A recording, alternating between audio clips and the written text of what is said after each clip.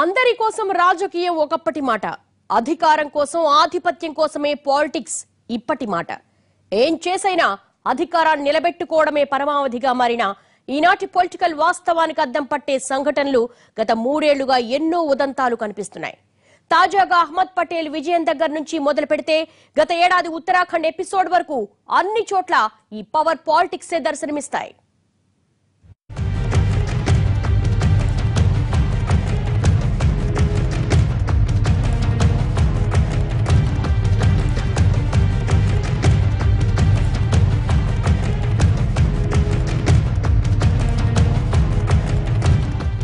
రాజకీయాలంటే విలువలు సిద్ధాంతాలు అన్న మాటలు ఒకప్పటివి.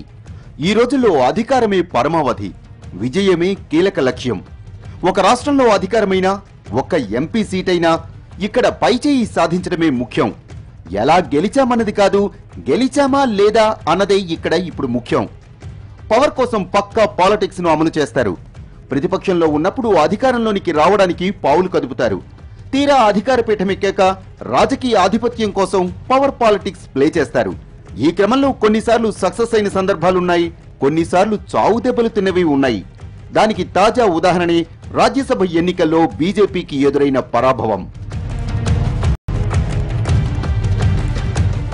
పీఠమెక్కిన 3 ఏళ్లలో బీజేపీ అంటే ఏమిటో ప్రజలకు తెలిసొచ్చింది. ఒకప్పటి బీజేపీకి ఇప్పటి బీజేపీకి తేడా స్పష్టంగా ఉందని నిరూపించుకొచ్చింది.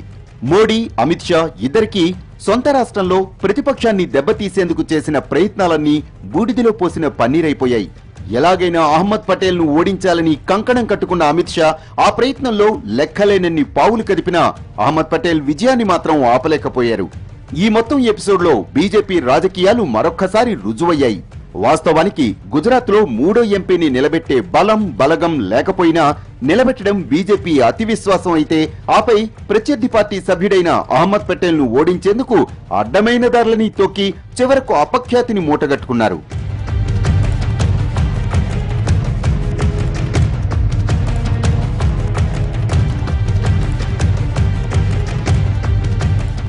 నిజానికి ఇక్కడ రాజకీయం కన్నా బీజేపీ ఆధిపత్యమే ఎక్కువ కనిపిస్తుంది.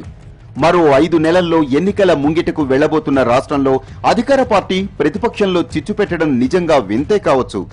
57 మంది ఎమ్మెల్యేలున్న కాంగ్రెస్ ను శంకర్ సింగ్ వాఘేలాను అడ్డం పెట్టుకుని అడ్డంగా చీల్చాలని చూసింది. రాష్ట్రపతి ఎన్నికల్లో 11 మందిని తమ వైపు తిప్పేసుకుంది. ఇలాగే వదిలేస్తే రాజ్యసభ ఎన్నికల్లో ఇబ్బంది తప్పదని భావించిన కాంగ్రెస్ తమ 44 మంది ఎమ్మెల్యేలను బెంగళూరు రిసార్టుకు తరలించి కాపాడుకుంది. అక్కడ వాళ్ళ బాగోగులు చూసుకున్నారన్న కసితో కర్ణాటక మంత్రి డీకే శివకుమార్ ఇంటి మీద ఐటీ అస్త్రాన్ని ప్రయోగించింది. గుజరాత్ లో ఒక్కో ఎమ్మెల్యేను 15 కోట్లకు కొనుగోలు చేశారని, దారికి రాని వారిపై ఈడీ, ఐటీ, సిబిఐలను ప్రయోగిస్తామని భయపెట్టిందని విమర్శలొచ్చాయి.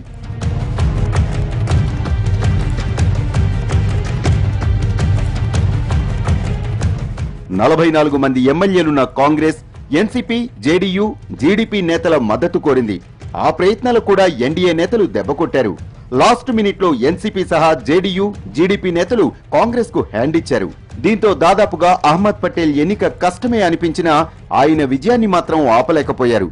ఈ ఎపిసోడ్ లో కమలనాథుల తప్పిదాలే వాళ్ల ఓటమికి కారణమయ్యాయి. గుజరాత్ కాంగ్రెస్ ఎమ్మెల్యేల్లో 2 తాము వేసిన ఓట్లను బీజేపీ ఏజెంట్ కు చూపించారు. ఇది అక్కడ సీసీ కెమెరాల్లో రికార్డ్ అయింది.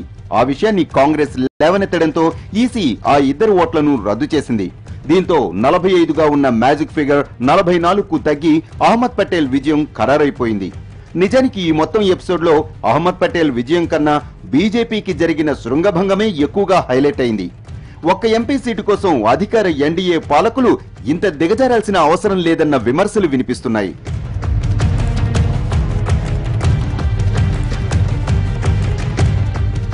నిజానికి దేశ రాజకీయాల్లో విలువలకు మారుపేరుగా ఉన్న పార్టీ ఏదైనా ఉందా అంటే బీజేపీ అన్న అభిప్రాయం ఉండేది. కానీ గత 3 ఏళ్లుగా కమల దళపతులు చేస్తున్న రాజకీయాలు చూస్తుంటే ఆ అభిప్రాయం పూర్తిగా చెరిపేయాల్సి వస్తోంది. బీహార్లో జరిగిన రాజకీయం కూడా ఇంకా ప్రజల కళ్ల ముందు కదలాడుతూనే ఉంది. ముందే స్క్రీన్ ప్లే రాసిచ్చినట్లుగా జరిగిన బీహార్ ఎపిసోడ్ అవకాశవాద రాజకీయాలకు ఓ మచ్చుతునక మాత్రమే.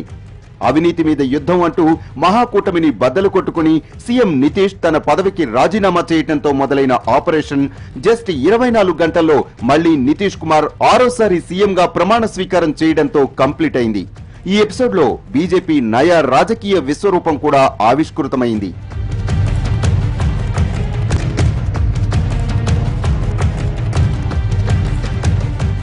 2016 అసెంబ్లీ ఎన్నికల్లో తనను కాదనుకున్న రాష్ట్రాన్ని తన కాళ్ల దగ్గరకు తెచ్చుకోవటంలో ఇక్కడ కమలనాథులు సూపర్ సక్సెస్ అయ్యారు.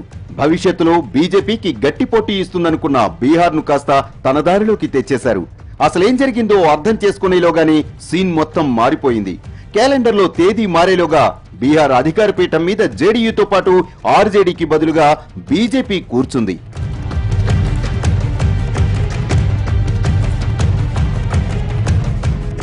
బీహార్ ఎపిసోడ్ కు కాస్తంత వెనక్కు వెళితే 5 రాష్ట్రాల ఎన్నికల్లో గోవా, మణిపూర్లలో కాంగ్రెస్ ఎక్కువ సీట్లు గెలుచుకున్నా అల్టిమేట్ గా అధికారంలోకి వచ్చింది మాత్రం కమలనాథులే.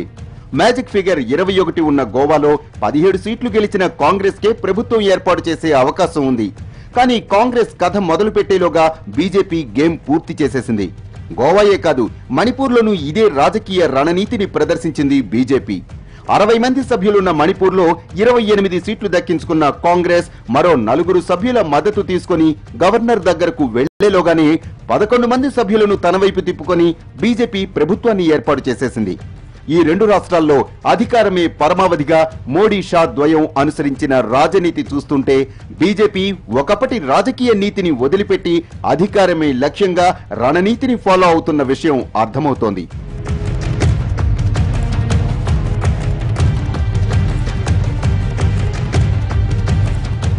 ఇవే కాదు, గతంలో ఉత్తరాఖండ్ లో హరీష్ రావత్ ప్రభుత్వాన్ని ఇరుకును పెట్టాలని చేసిన కుట్రలకు సుప్రీంకోర్టు చెక్ పెట్టింది. ఉత్తరాఖండ్ లో రాష్ట్రపతి పాలనకు అవసరమేమిటని ప్రశ్నించడంతో మరోసారి హరీష్ రావత్ తిరిగి అధికారాన్ని దక్కించుకున్నారు. నిజానికి ఇది బీజేపీకి పెద్ద దెబ్బే. కానీ దీన్ని కూడా తనకు అనుకూలంగా మార్చుకుంది. ఈ సంక్షోభాన్ని సాకుగా చూపించి ఉత్తరాఖండ్ ఎన్నికల్లో బీజేపీ అధికారంలోకి వచ్చింది. ఇక్కడ నైతికతకు తిలోదకాలిచ్చి అధికారాన్ని దక్కించుకుందన్న అపప్రద మాత్రం మూటగట్టుకుంది.